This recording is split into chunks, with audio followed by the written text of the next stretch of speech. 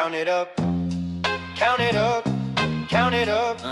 Fold that, stack that, run it Every up. single time I help clients with this strategy, their wealth significantly increases because they have more control. I'm Jess, a licensed financial advisor, and I'm here to educate you on some of the general concepts that will help you make smarter financial decisions.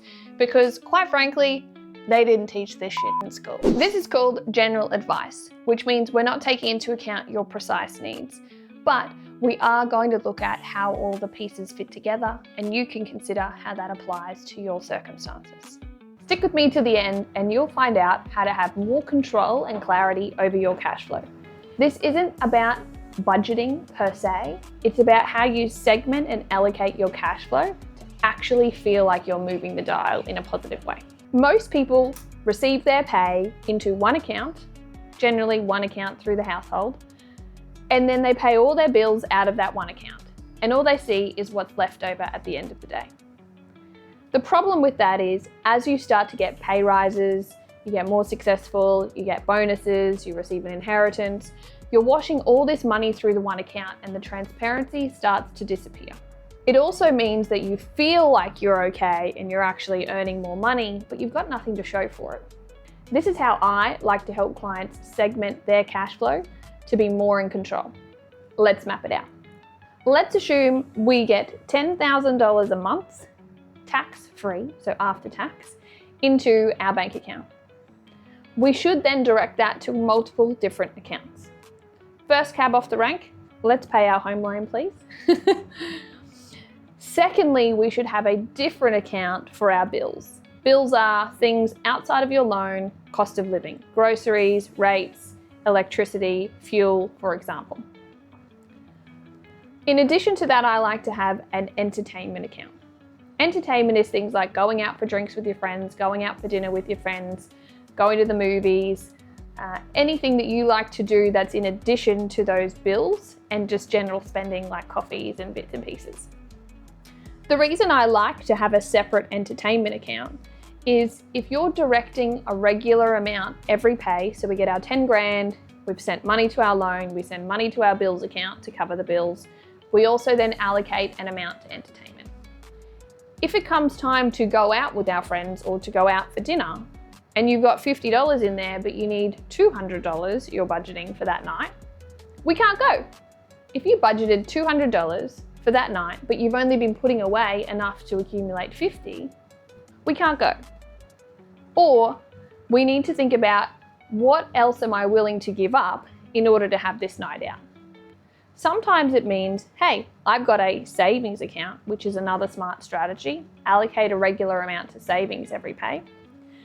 But if you're dipping into the savings account to top up the $150 extra that you need to go out tonight, you're impacting your savings goal. You're reducing how much you have in savings, which may feel fine right now because, hey, I want to go out and drink some good champagne. But in 2 weeks' time, when you look at that savings account and you think, why is that not growing?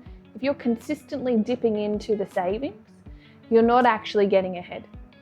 So segmenting your capital and planning, how much am I comfortable spending on entertainment every pay, and not exceeding that will keep you more in check and ensure that you're actually moving forward with your cash flow and your wealth plan. In addition to that, I like a separate spending account. And you may think, well, all of this is spending, Jess. The difference between entertainment and bills and spending is this is your play money, essentially. If you think about it, you buy coffees, you buy lunches, you buy new clothing, for example, you need new glasses, anything that you're buying that's really personal for you, that's not the entertainment and it's not the household bills. In our household, we like to break up our spending accounts so that we can keep it really clear who's spending money on what, and it's just your free money that you're able to blow as you please without having to worry about it. Another really important bank account or strategy is having an account for holidays, because who doesn't want to go on a holiday? Ideally, you want to be contributing a regular amount to this holiday account that is equivalent to how much you expect to spend on holidays every year. So if you want a $15,000 holiday every year, divide 15 by 12 and then make sure you're sending that monthly amount to the holiday account. Likewise, If you decide to dip into the holiday account for other things, my husband recently just bought a toaster strudel using our holiday account, but it's for camping, he says. That's our holiday money. If you dip into your holiday account for things that aren't for holidays, then you're starting to deplete how much money you might be able to spend when you're in Japan or when you're in Europe. So you have to ask yourself, what is the trade-off here? If I spend $22 on a Jaffa line for when I go camping, is that actually going to impact my ability to have a good time when we're in Japan next month? Lastly, if we can afford to, having an investment account. Sometimes it might be a matter of just directing, say, $10 a pay or $10 a fortnight, whatever you can afford, to a bank account for future investment to get the rhythm and the discipline going. Eventually, that might change from directing it to a bank account to actually putting into an investment portfolio. The main concept being, we've taken care of paying the loan, so we keep a roof on our head. We've taken care of paying the bills, so we keep the lights on and the food on the table. And then we're actually going, well, how much do I want to spend on going out? How much do I want to spend on myself? How much do I want to save for holidays, emergencies? And then ideally, I want to start to grow my wealth as well. It's all about the transparency of where your money's going. It's actually quite simple, other than the fact that you need to go and set up all these bank accounts and then redirect your cash flow. But a lot of my clients, when they apply themselves to it, can actually execute this strategy in under 30 minutes. And I tell you right now, their spending reduces because they can see where their money's going, their savings increases, and they put their hand up and say, Jess, I've got more money to send to investments. Let's get going. Key takeaway here is sit down and understand where your cash flow is going. Direct it to the right allocation, and I promise you will start to feel better about what you're spending your money on and actually be more disciplined and intentional about what you do going forward.